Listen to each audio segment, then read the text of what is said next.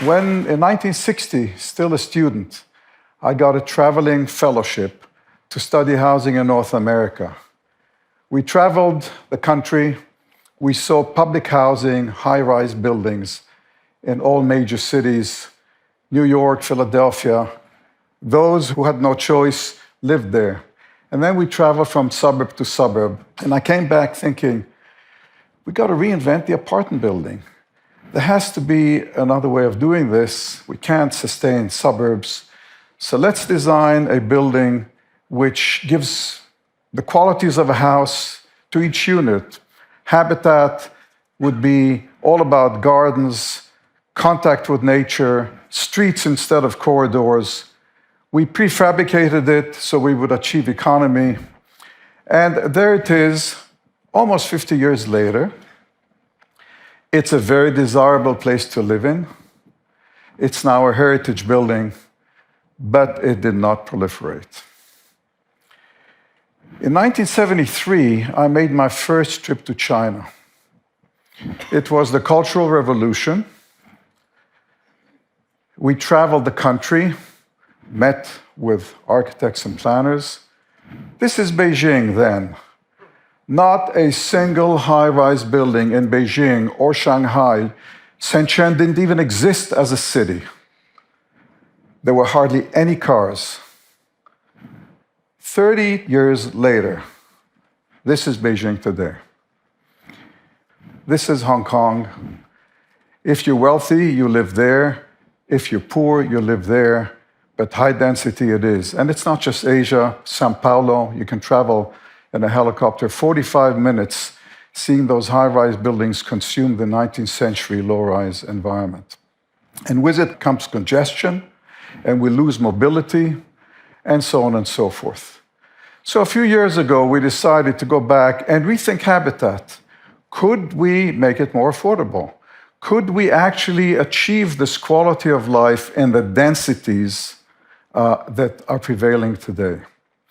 And we realize it's basically about light, it's about sun, it's about nature, it's about fractalization. Can we open up the surface of the building so that it has more contact with the exterior? We came up with a number of models, economy models, cheaper to build and more compact, membranes of housing, which people could design their own house and create their own gardens.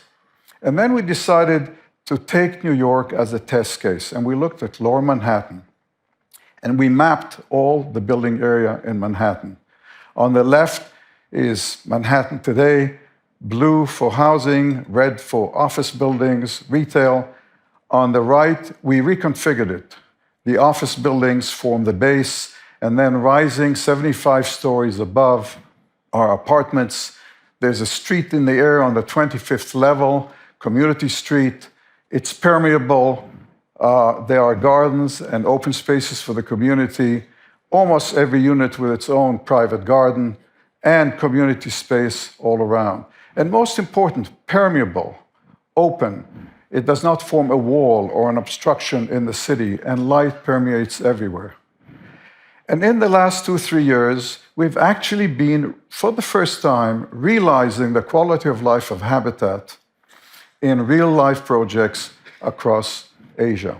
This is Qinghuandao in China, middle-income housing, where there is a bylaw that every apartment must receive 3 hours of sunlight. That's measured in the winter solstice. And under construction in Singapore, again, middle-income housing, gardens, community streets and parks, and so on and so forth. And Colombo. And I want to touch on one more issue, which is the design of the public realm.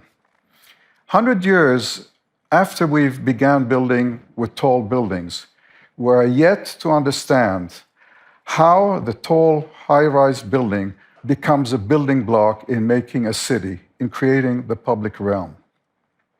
In Singapore, we had an opportunity, 10 million square feet, extremely high density, taking the concept of outdoor and indoor, promenades and parks integrated with intense urban life.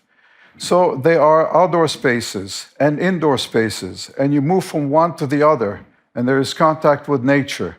And most relevantly, at every level of the structure, public gardens and open space, on the roof of the podium, climbing up the towers, and finally on the roof, the Sky Park, 2.5 acres, jogging paths, restaurants, and the world's longest swimming pool.